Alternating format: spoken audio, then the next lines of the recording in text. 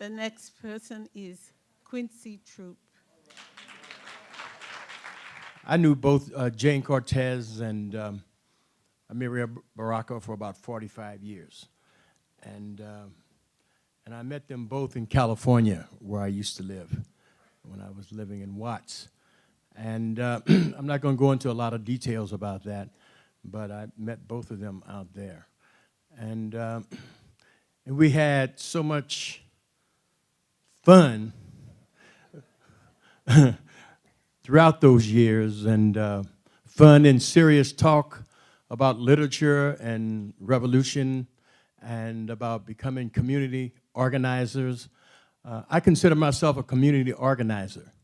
You know, that's what I consider myself. I'm a poet and a writer, but I consider myself a community organizer.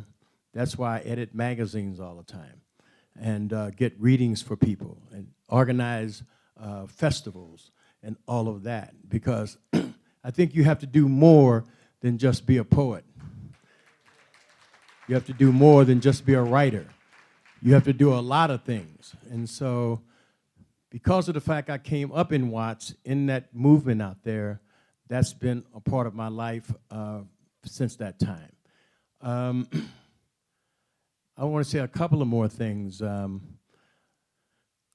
I sold my car to Jayne Cortez. I sold my car to Jayne Cortez because I went up to Woodstock and spent the weekend up there with my wife here, Margaret Porter Troupe, great lady. And and I told Mel that, you know, my leg was getting all weird and been out of shape driving this car up there, and had been driving it around and I was, you know, so he said, oh, and I didn't think nothing of it. I said, I'm gonna sell it, you know, and put it in the paper and sell it. So when I got ready to leave about 3 days later, they were standing on the porch and he said, oh, you know, Jayne want that car.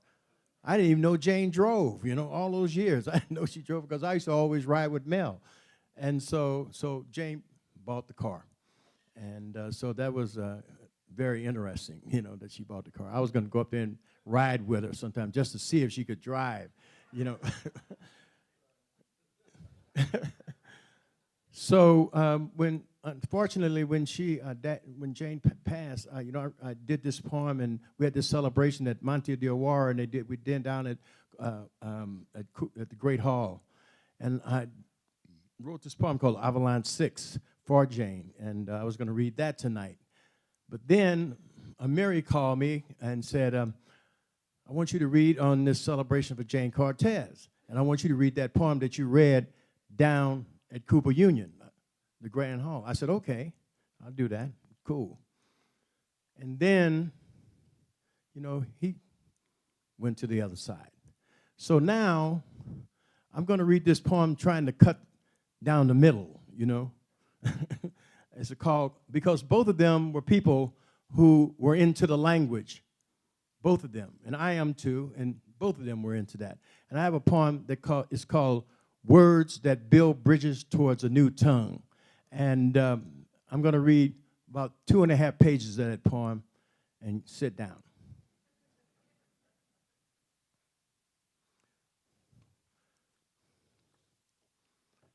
They both like this poem too. Words that build bridges towards a new tongue. You begin with a sound wrapped around a syllable or syllables, a word or words like razzmatazz or ratamacue. Then you listen to a red-boned black man playing a horn like a clue, like a train or John Coltrane or Bird or Miles. Then you play around with sounds your ears done heard. Lift them off a rebound, spellbound, inside a room. Because of a cue, your memory remembered and knew. Now you add a few nouns, and vowels, words singing like birds, flying through spring winds, thunderclapping with rolling consonants. Their feathers echoing colors now, black or white or blue. As a ranky-dank pressing flesh beneath them was immune to trailing blues stretched out behind them.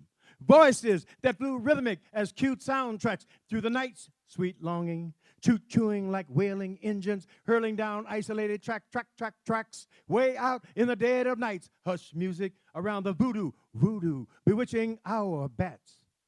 who like words bruising from a crew of Mad Hatter good old boys were circling inside a hushed cave, where a strange blend of language was fashioning itself now from cries and screams, the whooshing of beating wings, drumming pell-mell clues through the dark cinematography of a dream bordering on nightmare as it wraps itself around you now as if it were a cocoon.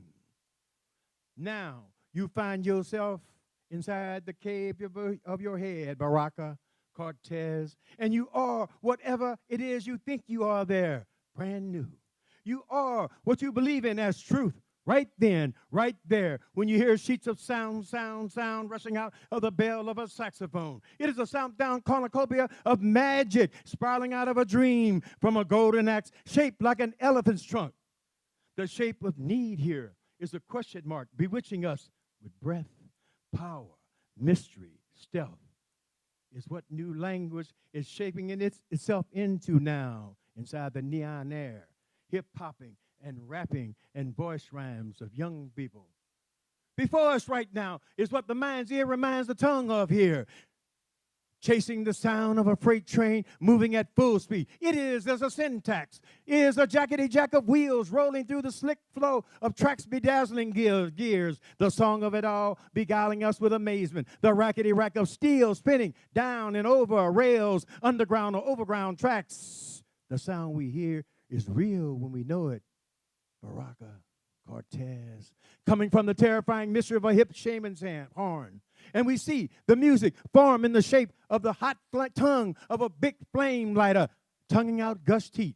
Flames as sounds as words inside the scorched floor of lava, inside a tongue that is red, white, and blue laced with dews played in Philadelphia, in Hamlet, North Carolina, where language was fractured there, congealed, until it hot-scopped itself to its own backbeat.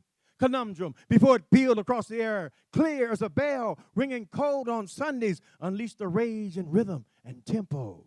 Heated voices and sermons became a firefly there in flight, was volcanic with syllables aglow. The night flaming with embers, washing through the breeze like a tribe of fireflies, swarming through the night sky, a voice pure and guttural, a primal scream, looping clues of prophecy here. Blue, or sweetly singing as a slew of birds tracking across a fondue sky, laced with magenta.